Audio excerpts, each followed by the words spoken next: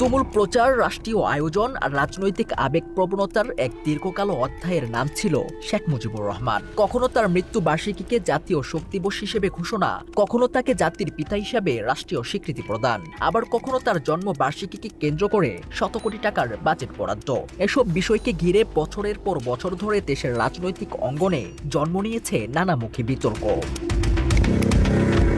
সমালোচকদের মতে শেখ মুজিবুর রহমানকে ঘিরে শেখ হাসিনার মাত্রাতিরিক্ত প্রচারণা, তার মৃত্যু বার্ষিকীকে কেন্দ্র করে রাজনৈতিক অঙ্গনে আবেগের অপব্যবহার এবং বিভিন্ন ক্ষেত্রে সেই দিবসগুলোকে ঘিরে সীমা অতিক্রমকারী পদক্ষেপ বারবার জনমনে সৃষ্টি করেছে তীব্র ক্ষোভ, বিতর্ক ও প্রতিক্রিয়ার। তথ্য বলছে সেই ক্ষোভেই যেন নতুন মাত্রা পায় জুলাই গণঅভ্যুত্থানের পর।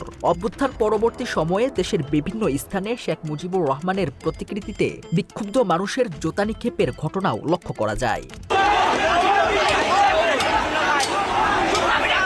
সময়ের স্রোতে 2 বছর পেরিয়ে গেলেও সেই ক্ষোভের আগুন যেন এখনো দাউ দাউ করে চলছে সাধারণ মানুষের মনে প্রাণে। 2026 সালে এসেও শেখ মুজিবের মৃত্যুদিনকে কেন্দ্র করে ধানমন্ডি 32-এর আশেপাশে নানা উত্তেজনাপূর্ণ পরিস্থিতির সৃষ্টি হয়েছে।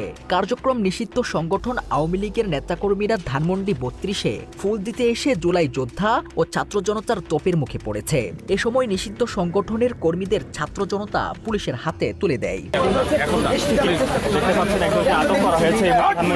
এছাড়াও এক যুবক ধানমন্ডি 32-এর সামনে সিঙ্গারা বিতরণ করার সময় ছাত্র জনতা ও জুলাই যোদ্ধাদের হাতে আটক হন।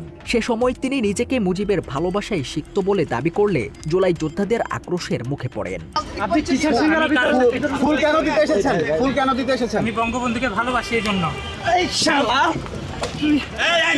যে ধানমন্ডি 32 একসময় হাসিনার আমলে আওয়ামী লীগের নেতাকর্মীদের রাজনৈতিক আবেগের এক শক্তিশালী প্রতীক হিসেবে ব্যবহৃত হতো, প্রতিটি মুহূর্তে যেখানে থাকতো মানুষের আনাগোনা, আয়োজন আর জাঁকজমক, কালের পরিক্রমায় সেই 32-এই যেন আজ পরিণত হয়েছে এক নীরব, জনশূন্য এবং অনেকের ভাষায় ভুতুড়ে বাগানবাড়িতে।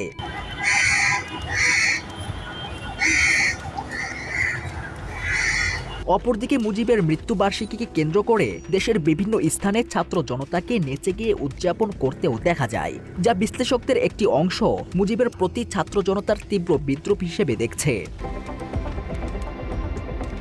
একইভাবে কেরানীগঞ্জ, শেরপুর সহ দেশের বিভিন্ন জায়গায় মুজিববাদীদের প্রতিহতের খবর পাওয়া গেছে এদিন। বিশ্লেষকদের মতে শেখ মুজিবুর রহমান ছিলেন একজন স্বৈরাচারী শাসক, যিনি 1971 সালের মুক্তিযুদ্ধের পর দেশে বাকশাল কায়েমের উদ্যোগ গ্রহণ করেন। অভিযোগ রয়েছে তার শাসনামলে দুর্নীতি, লুটপাট, চাঁদাবাজি এবং টেন্ডারবাজি সহ নানা ধরনের অনিয়ম ও অপরাধ বিস্তার লাভ করে। শেখ মুজিবুর রহমান যখন মারা যান বা নিহত হন, তখন তিনি বাংলাদেশে অত্যন্ত অজনপ্রিয় একজন স্বৈরশাসক। এছাড়াও আন্তর্জাতিক বিভিন্ন গণমাধ্যমে উঠে এসেছে শেখ মুজিবুর রহমানকে উৎখাতের দিনে দেশের পরিস্থিতি তুলনামূলকভাবে স্বাভাবিক ছিল। কোথাও বড় ধরনের ভাঙচুর কিংবা সহিংসতার ঘটনা দেখা যায়নি, বরং আনন্দ প্রকাশ করতে অনেক মানুষকে রাস্তায় নেমে আসতেও দেখা গিয়েছিল বলে বিভিন্ন প্রতিবেদনে উল্লেখ করা হয়েছে।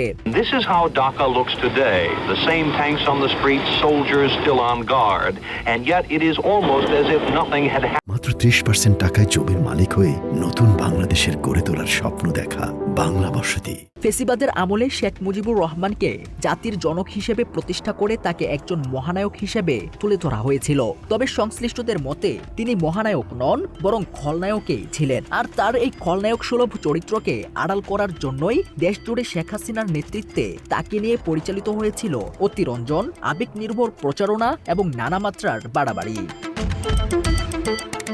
রাকিব ইদ্রিস, বাংলা এডিশন।